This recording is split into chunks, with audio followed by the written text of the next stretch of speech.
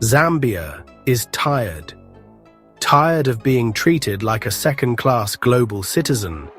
Under President Hakainde Hichilema, Zambia demands accountability from European nations. They request, "Stop charging us for visas you don't even grant." Imagine paying for a meal only to be told you can't eat it, and no, you can't have your money back. This is the reality for countless Zambians seeking to travel, study, or do business. It's a system that penalizes aspiration. This isn't just about money, it's about dignity and respect. Zambia's demand for visa fee refunds challenges an unfair system. Why should an applicant bear the financial burden of a rejection? A fee should be for a service rendered. If the visa is denied, the payment should be returned. This is a basic principle of fairness. The Zambian government is saying enough is enough. This practice must end. European nations collect these fees, millions upon millions, regardless of the outcome. President Hichilema's stance is a moral imperative, a call to rectify a glaring imbalance in international relations. This is not just Zambia's fight. It is a fight for equal standing on the global stage. The financial burden of these non-refundable visa fees is colossal. In 2024 alone, African nations lost an estimated $67.5 million in Schengen visa fees for rejected applications. This is real capital that could have been invested in schools, hospitals, or businesses. The United Kingdom saw African applicants lose an estimated $50 million due to rejected visa applications. Nigeria lost over $5 million from around 50,000 rejections for short-stay Schengen visas. Cameroon lost more than $2.5 million. Each rejected application chips away at the financial stability of families and national resources. The Schengen visa fee increased from $80 to $90, further straining applicants. This system doesn't just deny entry, it actively impoverishes, perpetuating economic disparity. African applicants are far more likely to see their visa dreams denied. Reports indicate that African applicants for Schengen visas are twice as likely to be rejected compared to their Asian counterparts. This suggests a systemic bias. Consider the rejection rates for specific African countries in 2024.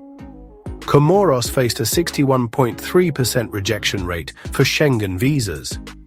Guinea-Bissau saw 51% of its applicants turned away.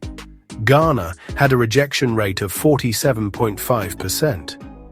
Cameroon experienced rejections for over 40% of its applicants.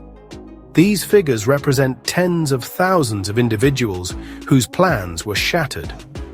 The system feels less like a fair assessment and more like a selective filter. The question is no longer whether there is a problem, but what will be done to address this disparity. The struggles faced by African visa applicants are echoes of a long and painful history. Western immigration systems have been intertwined with colonial legacies and racial biases. During colonial rule, the movement of people was dictated by the needs of the empire. Post-independence, the underlying attitudes and systemic biases didn't simply vanish. Immigration policies often carried the imprint of this past, creating higher barriers for those from formerly colonized regions.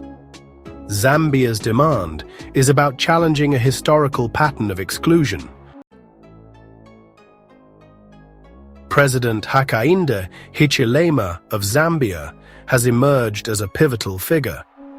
His decision to spearhead this campaign for visa fee accountability is a statement of principle. Since taking office, President Hichilema has focused on improving Zambia's economic standing.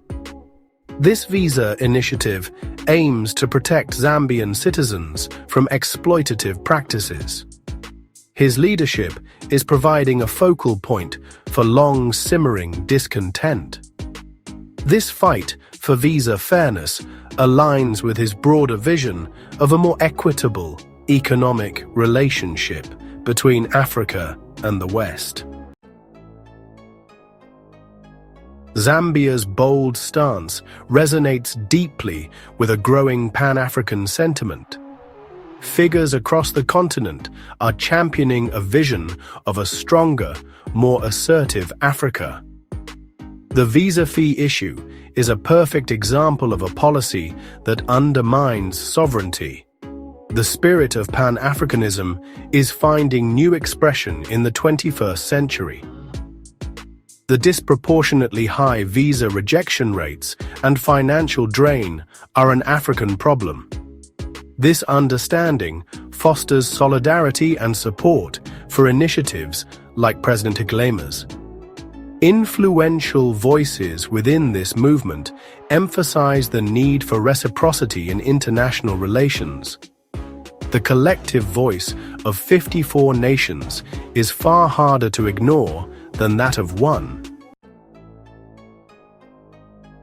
Zambia's demand for accountability on visa fees is a pivotal moment for Africa. If successful, it could empower other African nations to lodge similar demands. This could compel European countries to reevaluate their policies. The current visa system can be seen as a modern manifestation of historical imbalance. Addressing it is a step towards rectifying past wrongs and building a future based on equality. A shift towards fairer visa practices would foster greater understanding and collaboration.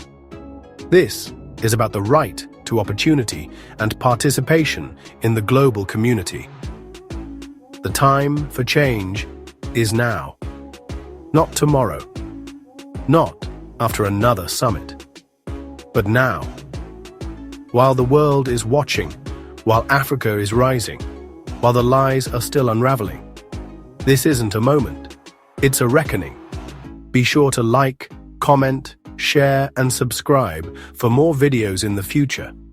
This is Insight Africa, where the continent speaks for itself.